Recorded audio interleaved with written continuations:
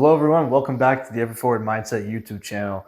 I'm Michael Rebello. I am the host of the Ever Forward Mindset podcast and the owner of Ever Forward Capital Partners. I hope you all are doing wonderful and I'm glad you could join us.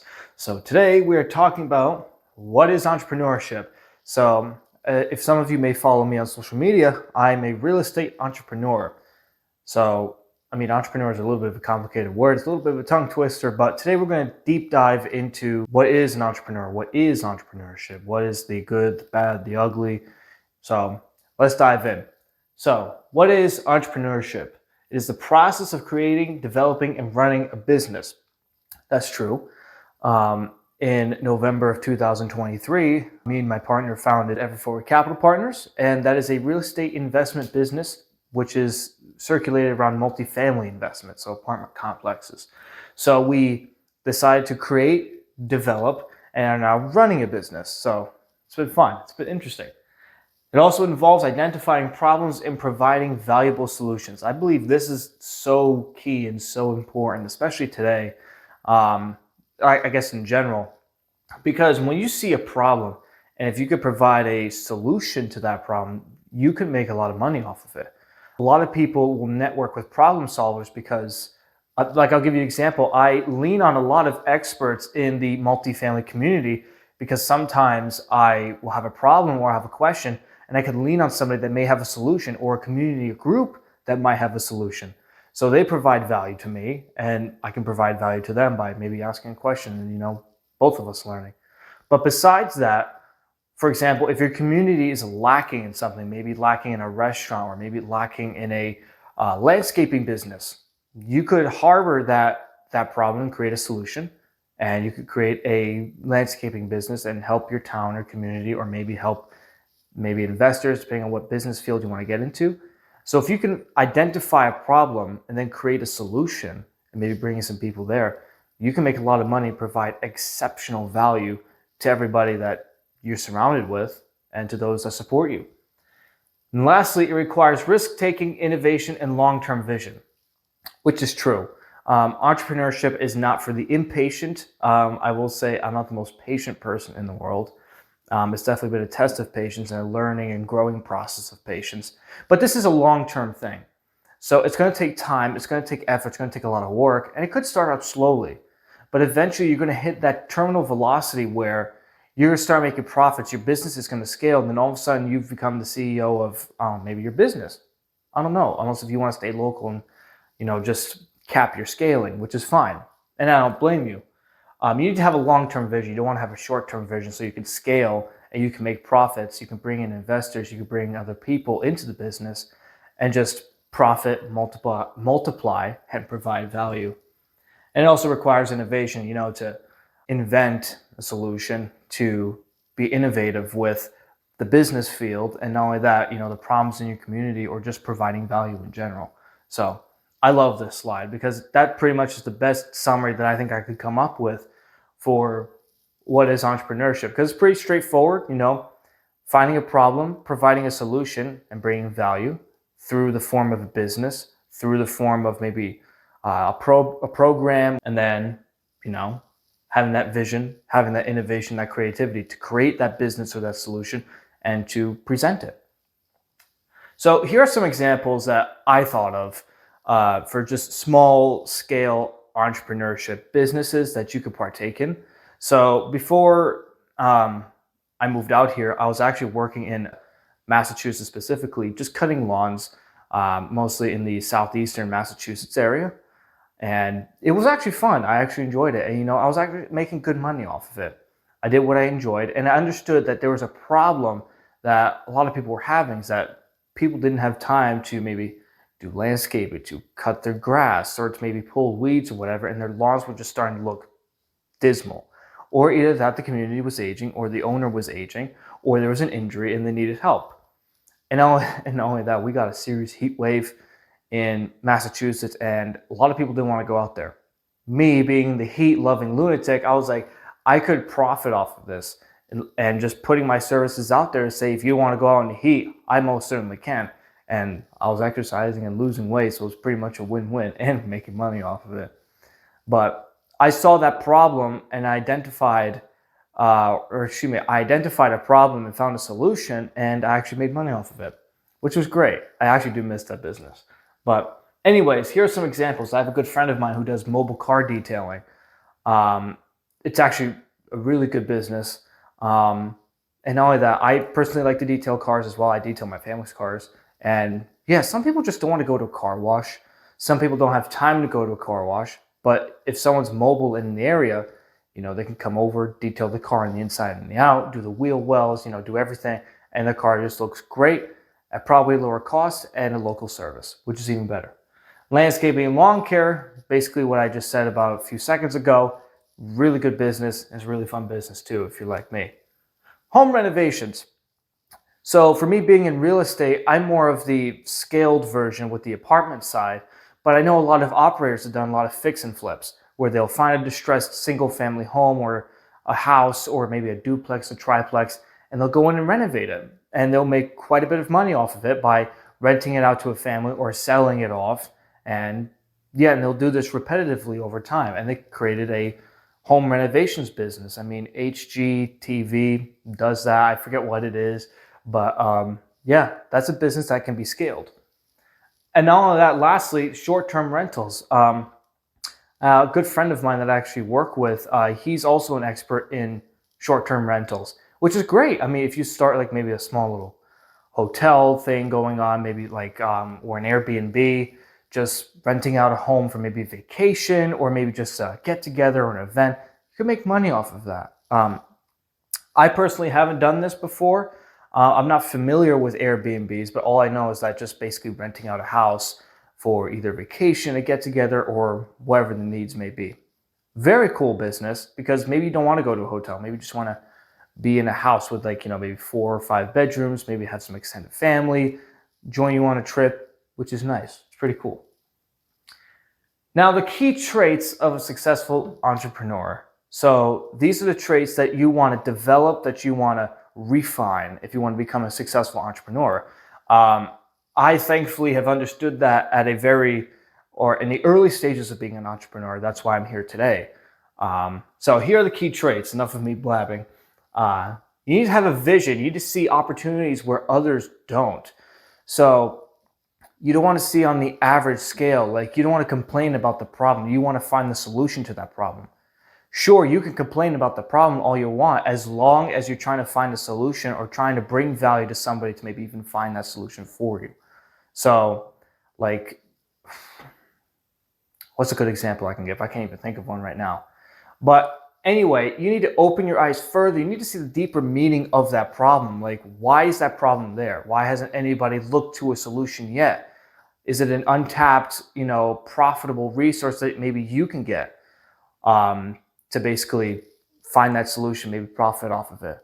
So you need to have that vision, have your eyes open, to have that mindset of being open, have your perspective open from an entrepreneurship standpoint, and not only that, from a business person standpoint, and maybe even adding value, where you can add value, how you can add value, and how you can present a solution.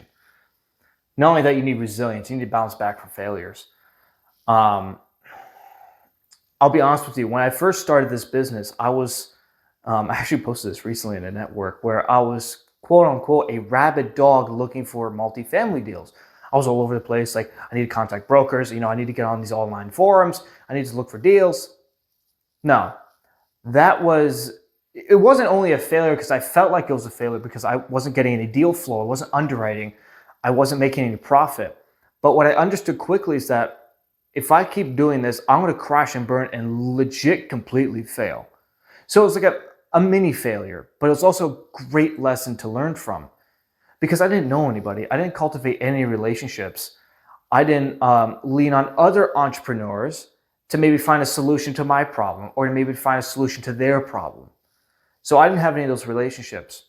So what I did was I cultivated relationships, I cultivated a system, and I cultivated a business even before I got a deal.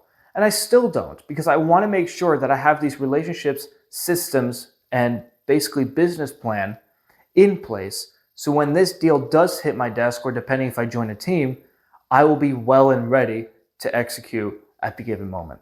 So resilience, bounce back from that. bounce back from the failure, and then when you bounce back, stay there. Step back for a bit and just learn from that failure. Where did you go wrong? What was right? And learn where you could improve. That's a key point right there. Adaptability, adjusting to market changes. So, sure, you may have a competitor that comes in and swoops up your problem. That's okay. Maybe it wasn't meant to be. Maybe there's a new election. Maybe there's new laws. But change your perspective. Like, okay, this is an obstacle that was maybe thrown in my way. How can I adapt to this? How can I change my business plan? How can I change my mindset to work with this new change? Maybe it's a negative change in your personal life. Maybe it's a positive change. How can you mitigate? How can you spread yourself out to adapt to certain things? How's your reaction time and how will you react to that? That's a key thing. Discipline, staying focused and consistent.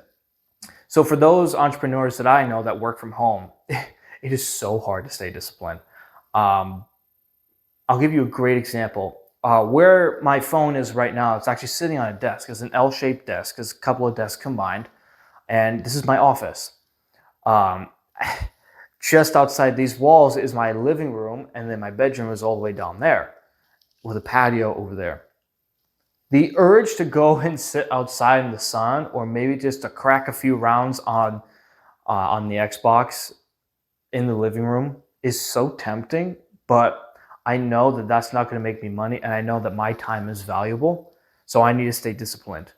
In the beginning, staying disciplined was so hard. One, because of personal relationships, and two, just because I wanted to stay comfortable, but I need to get uncomfortable in order to make profits, in order to scale, and to stay disciplined and consistent with being an entrepreneur. Being an entrepreneur is not comfortable, but being an entrepreneur will get you to become more comfortable than you ever were before. So that's something I definitely want to reiterate there. And lastly, risk-taking, making calculated moves for growth. So here's my personal opinion. You are either going to go out and take the risks of being an entrepreneur to present a solution to a problem and provide value, or you're going to work for somebody that found the solution to that problem and provide value and not take any risk. So which one will you be? Will you be the risk taker, or will you be working for the risk taker? That's something you need to consider. I mean, sure, you might want to work with somebody that's taking the risk so you can develop some profits to scale your business. Sure, but do you want to do that for the rest of your life? So that's the question that you need to ask yourself within. Don't answer it now to yourself, but contemplate it. Sit on it, pray on it, meditate, sleep on it. Really think about this. Is my life, is my time, is my energy, and my efforts worth working for someone that's taking that risk, where I could pool all of those resources that I've expended into something where I could help somebody or help a community and take that risk and maybe profit even farther and bigger than I've ever done before. So something to consider. Let's talk about the challenges though. Entrepreneurship is not just sunshine and rainbows. There's going to be a lot of mud, a lot of rain, and a lot of floods that are going to come with entrepreneurship. You just need to know when you need to build the boat or the off-roader to get through that. So let's talk about the challenges. Uncertainty, no guaranteed paycheck. Absolutely. I haven't made money in I don't know how many months. I just haven't. I've tried wholesaling. I've tried direct mail, which I'm still working on. But, I'll get discouraged because I'm not making any money. But then I'll do these side jobs and all right, that's great. If you're worried about that daily paycheck, don't. Because eventually that daily paycheck will be nothing, and you may get appreciation, maybe some cash flow, or that uncertainty will turn into certainty that you know that you're going to make profits. It's all in your mind. So be certain that you're going to make profits. Be certain that you're going to scale your business. Be certain in yourself and your work ethic. So take that challenge and turn it into an opportunity to be certain that you will get that paycheck, that you will get that good lump sum. And I won't go on a soapbox. Financial risk requires capital and smart money management, True. Very true. Anybody that tells you can get into a business with no money down or no money at all is a liar. And I'm going to tell you why. I thought that I could get into real estate with no money. You can, unless if you pay for mentorship, unless if you pay for different platforms that could help you speed up your process, and maybe pay to go to seminars, webinars, maybe join a local real estate investors group, which costs money.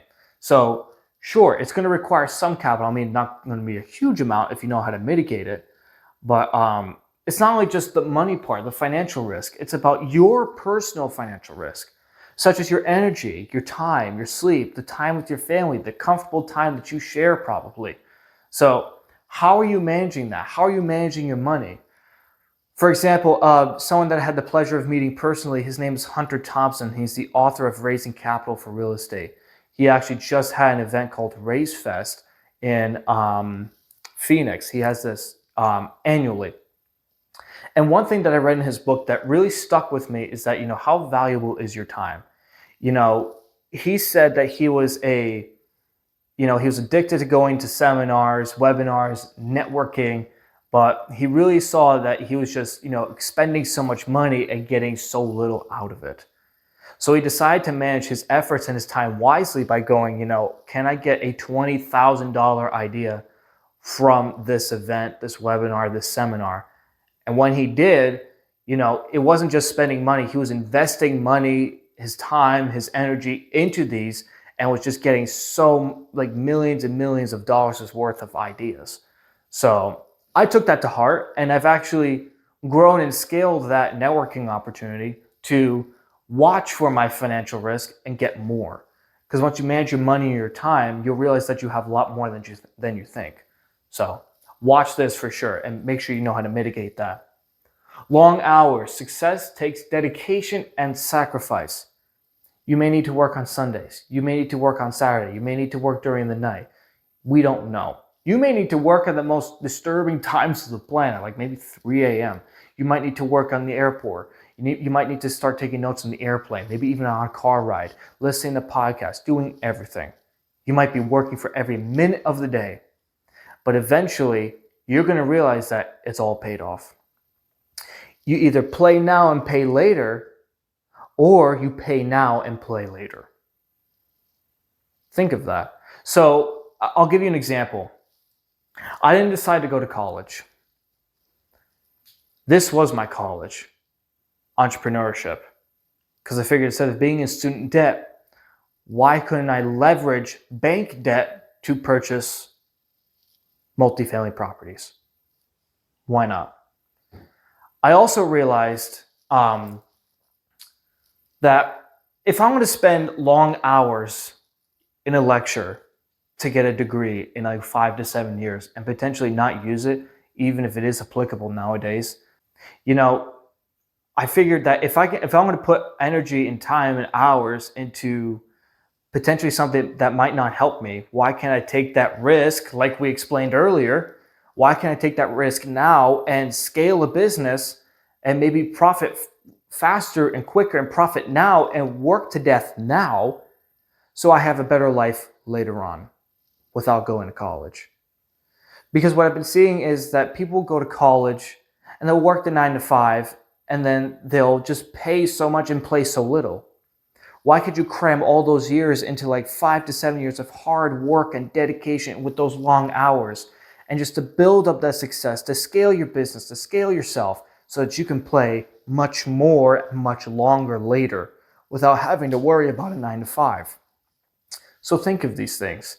Sure, there's going to be long hours. Sure, you're going to rip your hair out and you're going to wonder if this is really worth it. But I promise you, if you stick to it and stay consistent and stay disciplined to it, it'll work out in the end. And lastly, competition.